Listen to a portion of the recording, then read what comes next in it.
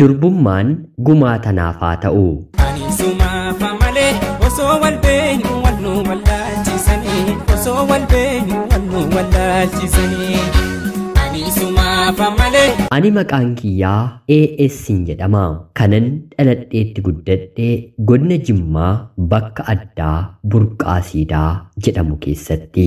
Akkuma umriin koo jabaatee ol jedheen gara barnootaa kan hin imale otoo hin taane maatiin koo qonnaaf loon akkan tiksuuf gara goodaa horiitti na erganii hanga waggaan koo 14 ta'utti dambalii tiksummaa keessaa loon deebisaa margatti qabaa tapha goodaa keessaa hunda dhandhamachaa wal'aansoo burii saaqaloo akuukkuu argee gangalchaa ishkololee qillee gulufaa fi kanneen kana fakkaatan taphachaa ijoollummaa koo bifa gaariin hin dabarse. Dhangaan loon bobbaasuu anaaf suusiidha. Yeroo umriin koo waggaa 14 guutuu barnoota nan galan ture. Haa ta'uutii garuu bara kana abbaan koo dhibeeta isaatiin addunyaa kanarraatii darbee bara 1999 nama na barsiisuun dhabe. Rabbi rahaamata abbaa koofaa taasisuutii erga inni boqotee harmeen kiyyas harka qalleeyyii taatee ijoollee 4 abbaan koo qabu 2 kan haadha koo 2 immoo kan gayyaa koo haadha koo gargaaree guddisuun itti gaafatamummaa kiyya ta'e. Kan dur bakka looniitti tapha hedduu taphadheen galgaleeffadhee kan hin dhufu amma garuu akka haadha koo maddii taa'een waa'ee jireenya keenyaa yaadda'uun eegalee. Ofiif barachuu miti obboloota koo quxisuu barsiisuun abjuu nutti ta'e. Sababa kanaatiif surree yuunifoormii bitachuu dadhabeen waggaa 2 mana baheen yeroo umriin koo waggaa 16 guutu barnoonni saatalaayitii kutaa 1 hanga 4 ganda keenya yeroo nu dhaqqabu galmaa'een barachuun eegalee. Barnoota koo maddeetti haadha koo obboloota koo gargaaruun dirqama kiyya waan tureef namoota hojii hojjetanitti siiqeen ogummaa garaa barachuun oolmaa koo isa lammaffaadha. Gama tokkoon loon namootaa walitti qabeen tiksaa, gama biraan immoo nan baradha, gama biraan immoo hojiin hojjedha. Kana gidduutti umrii ijoollummaatiin itti gaafatamummaan koo hiriyoota koon ol akka yaaduuf yeroo masarana qopheesse. Bifa kanaan harmee kiyya gargaaraa umriin koo waggaa 24 yeroo guutu barnoota koonis kutaa 8ffaan gahe. Hanga yeroo kanaatti riyaa dubartii qabachuu mitiitii riyaa dhiiraa qabadheen hin beeku. Mana barnootaatii yeroon galu warreen kaan suutaa kooraa gara manaatti waan galaniif anaan yookiin hojii yookiin immoo loon wanta na eeggatuuf dafeen fiigaa galaa. Kanuma ta'een illee barnoota kootti laayyoon ture. Baay'een hordofaa yeroon argadhe kamiittuu dabtara koon ilaalaa.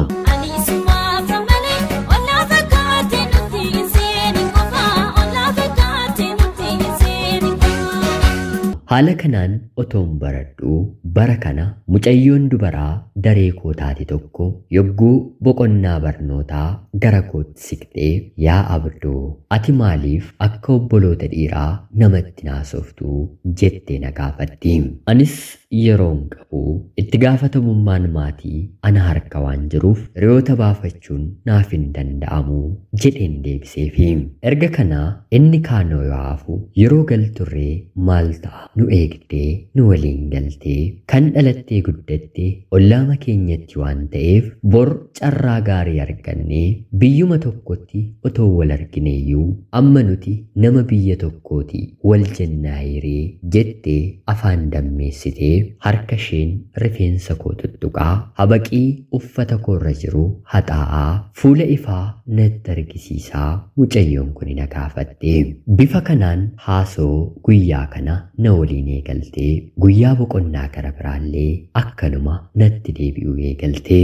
Sanaan boodee anumattuu araada ta'ee ishee waliin taphachuuf jecha durseen bakka taa'umsa ishee deemeen qabachuun eegalee. Haala kanaan otoo jirruu jaalallarraa na qabee.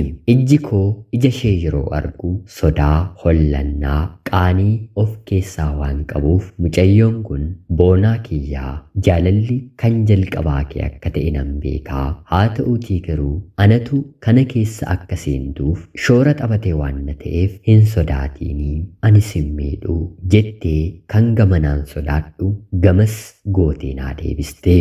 Erga abbaan kee boqotee atii fi maatiin kee maal keessa akka jirtan sirriitti nan beekaa. Ganama loon mana keenyaa yeroo yaastu galgalammoo yeroo deebistee dhuftee haata kiyyaa nyaata siif kennitee haala maatii kee yeroo odeessitu gurra koo qeenseen dhaggeeffachaa ture. Na waliin ta'uu keetti homaan sodaatiinii hanga dandeenyu wal gargaarraa. Barnoota kee jabaadhu baradhu anis jabaadhee baradheen bakka guddaa keenyaa jettee natti dubbatte. Anis eega kanaa sodaa tokko malee keessi kiyya kan fedhu jaalala isheetiin waadameen isheen illee anaaf eeyyamamtuu taatee galaana jaalalaa takkaa oliin takkaa gadiin takkaa qofaan takkaa lakkuu taanee waliin dhandhamachuu eegallee. Hanga wal arginutti obsa waliif hin qabnu. Goodaa keessa fudheen akka garaa keenyaa taphachaa oollaa. Jaalachuu koo haati kiyya sirriitti naaf beekti. Ishee waliin ta'uu kootti gammaduu kootiin immoo harmeen koo na jajjabeessiti.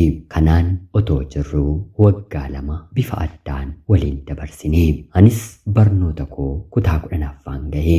Yeroo kana garuu hiriyoonni koo guyyaa tokko waa ta'e natti dubbatanii. Ati hidhii intala kanaa yeroo hundaa dhungatta malee duuba keen waan ta'aa jiru hin beektu. Raajii akka hin taane of eeggadhu jedhanii natti dubbatanii. Ani sumaafa malee osoo wal beenyu wal nu wallaalchisanii osoo wal beenyu wal nu wallaalchisanii. Ani sumaafa malee. Anis maaltu jira jedhee yeroon gaafadhu mucaan waggaa 5 dura gara biyya Kaanaadaa deeme tokko intala kana soqachaa jira. Maatii ishee amansiisee fixeeraa. Akka isheen si waliin jirtu maatiin ishiillee waan beekaniif naasuudhaan murtee gara biraa ni murteeffatu jedhanii sodaatanii guyyaa gaa'elaa qofa intalatti jala muranii himuu fi yoo gamna taate seera qabeessaan dafii jaarsa ergadhu jedhanii natti himanii. Yeroo kana bakka hin jiru wallaalee fuudhuudhaaf xiqqaa ta'een otoo hin taane obbolaa koo 4 barsiisaa. Haati kiyya dhukkubsattuun harka koorra jirti. Gama tokkoon immoo ofiillee nan baradhaa.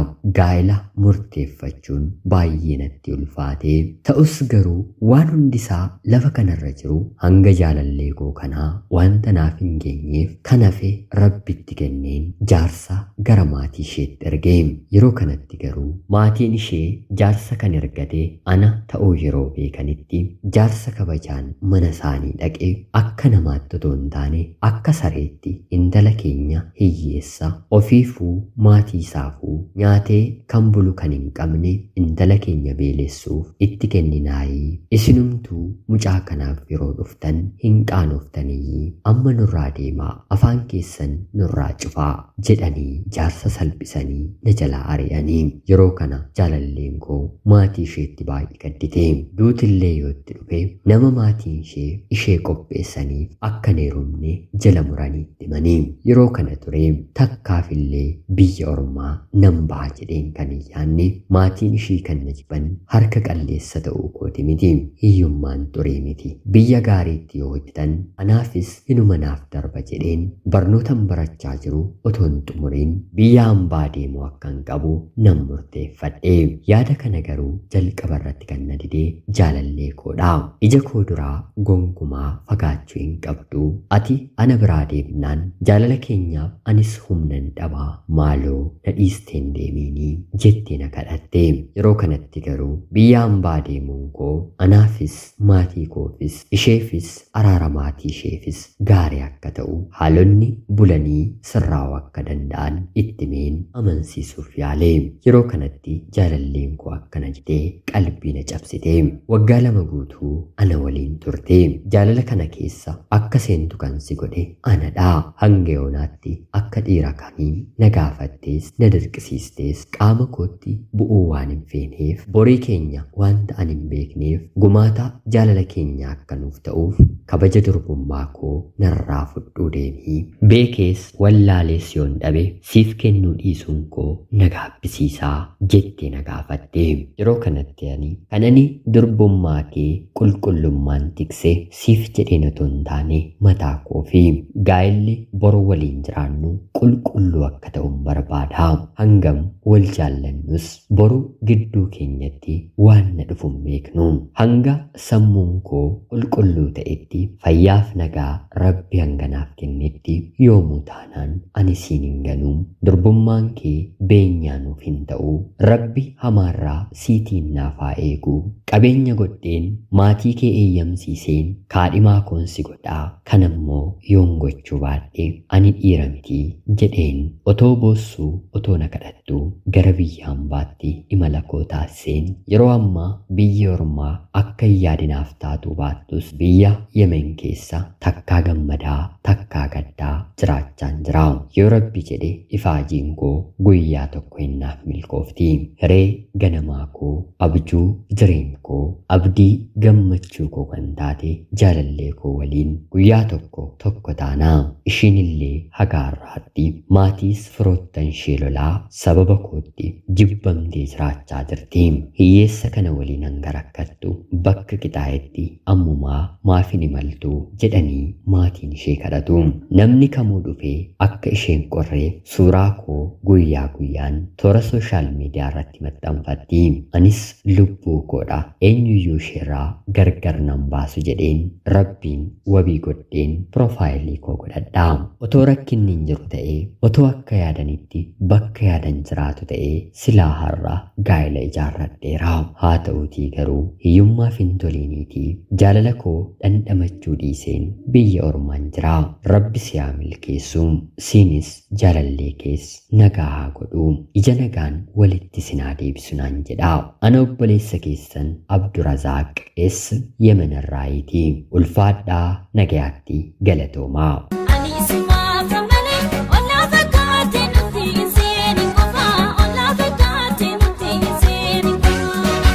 Yooyyaa shamaa akkam jirtu kabajamtootaaf hordoftoota qophii Oromiyaa 24. Nagayaaf jaalalli tokkummaan bakka jirtan hundaatti hunda keessaniif haa ta'u jecha guyyaa har'aallee seenaa obboleessi keenya nuuf erge isiniif dubbiseen hin kaa'a. Akkasin irraa barattaniif hubannoo cimaa ta'e tokko irraa argattan homaa shakkii tokko illee hin qabu. Obboleessa keenya seenaa kee kana nuuf qooduu keetiif guddaa galatoomisiin jecha kabajamtootaaf hordoftoonni qophii Oromiyaa 24 seenaa isaa dhaggeeffattan yaada keessan komentii jalatti akka qooddanii fi Rabbi ija nagaan walitti sinaa fiduu atis milkaa'ii jireenya godaansaa jalaa bahii jedhaa kadhadhaafi.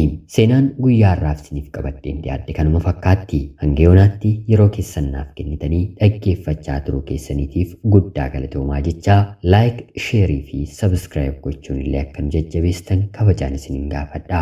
Akkanumallee namoonni chaanalii keenyaaf haaraa taatan anaa dhufu kun Oromiyaa 24. Guyyaa guyyaatiin xalayaa jaalalaa seenaa jireenyaa nama barsiisuu bashannansiisuu danda'u isiniif qabattee waan dhiyaattuuf sabskiraayib gochuun maatii keenya erga taatanii booda xalayaa jaalalaa seenaa jireenyaa nama barsiisuu bashannansiisuu danda'u qabaattan karaa telegiraamii karaa lakkoofsa bilbilaa kiyyaa duwwaa 937 naaf erguun irratti hirmaachuu ni dandeessu. Qopheessuuf qindeessuun isin waliin kanan ture ani gammachiista shoomeeti. Seenaa gara biraatiin guyyaa boreen hanga walitti deemnutti bakka jirtan maraan turtii gaarii isiniif hin hawwaa horaa bulaa.